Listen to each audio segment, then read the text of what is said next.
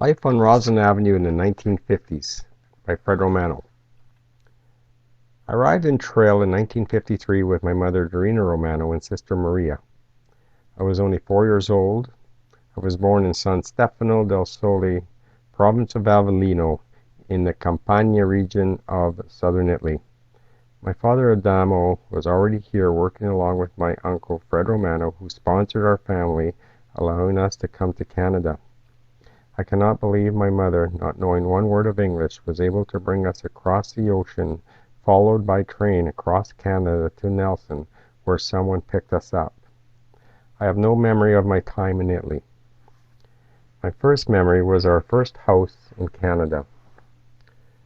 The first 2 years of my life were lived on Ceccanti Street at the top half of the gulch near St. Anthony's Church.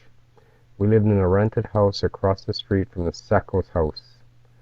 One memory I still have was visiting the Seccos with my mother because Mrs. Secco spoke Italian. I remember being in Primo's and Ernie's bedroom while they were lying in their beds, and I was looking at their baseball card collection on their nighttime table between them. It is one memory I still have vividly today. I wish I had those cards today. The other memory I have is jumping off the back porch into the snow in our first house. To my surprise, one foot landed in the hot coals in the bucket my father put out in the backyard before it snowed after cleaning out the coal stove. That was my first time to the C.S. Williams Clinic. I still have the scar as proof. I did not know one word of English when I started playing with the kids in the neighborhood. The first time they started talking, my mother said I ran home in tears and said in Italian, "Ma, these kids talk a different color than I do." She told me to go back out and play and you will be fine. Fortunately, I picked up English language quickly.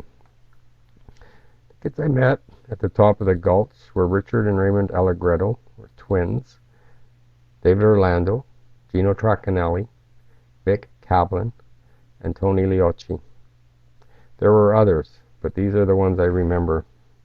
People who lived on Ceccanti Street included the Monaldis, Cotillos, Cavalins, Farrows, Seccos, Christofelis, Anselmos, and the Dean families.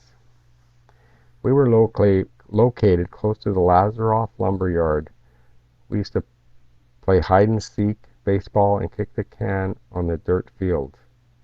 We would hike up the side of the hill to the West Trail Little League Park, located beside the Cominco smelter. We walked up there so many times, we made a trail up the side of the mountain. Once on top, we took off our sneakers and emptied out at least a pound of sand. We would hide in Lazaroff's sheds among the coal and would chew bits of tar like chewing gum that we would cut off the big rolls that they used for roofing. We created our own fun and played there every day. We were fortunate in those times because we played all day until supper without anyone being worried about us. In the 50s, the train would come up Roslyn Avenue and switch back behind our homes on Ceccanti Street and head back downtown. Occasionally we would put a penny on the track and the train would squash it to look like a very thin loonie. We did not really waste too many pennies because we could buy 5 jawbreakers with a penny at various stores up and down Roslyn Avenue. These are such great memories. Now 60 years later, I golf almost day with Primo Secco, and he remembers a lot more history of Ceccanti Street than I ever knew. He does not remember our family up there, but he knew the owner of the house, Christofli, that my parents were renting. 2 years ago, I found a picture of Ceccanti Street and showed them to Primo. There was a great picture of one house, and much to our surprise, it was the house where the Seccos grew up. After Ceccanti Street, we moved to a small house in front of Art and Silda Nastassi's on Upper Roslyn Avenue. Their lot had 2 houses on it. The Nastassis lived in a big house in the back, and my parents rented the small one-bedroom house in the front. The house was right next to where the Catholic nuns lived. I had to be on my best behavior every day. The round cement pillars are still there on the lot where the nuns lived to this day.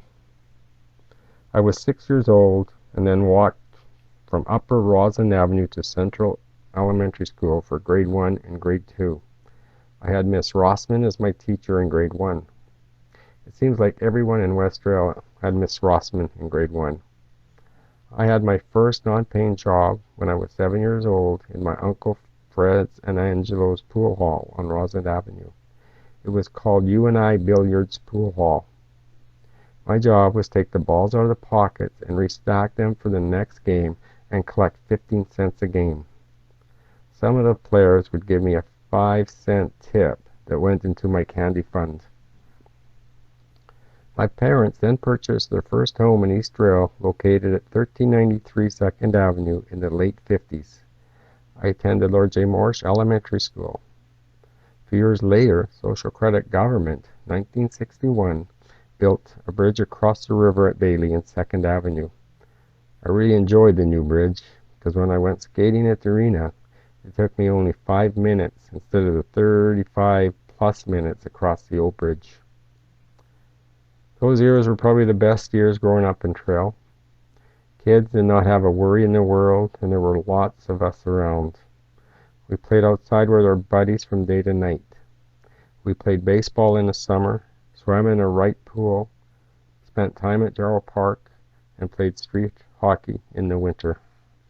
We were busy all day long in both winter and the summer.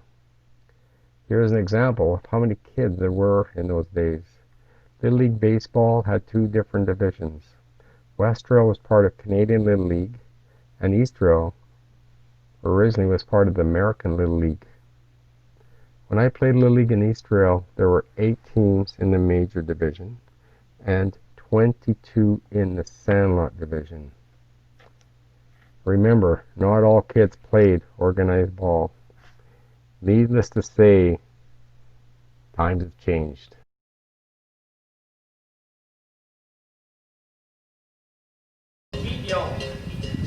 Canta. Portogasone con lo stemma a rete.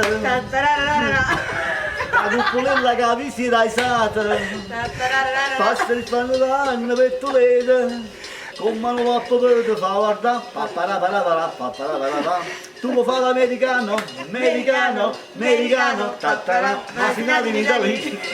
Tu vuoi vedere la nota, massa di whisky e soda. Ma ti senti disturbato? Tu ballo il rock and roll, tu non hai appeso pollo, ma i soldi per cammello, chi te li dà? A presente lì ma tu vuoi fare l'americano, e viva l'America! Ristorante La Bussola!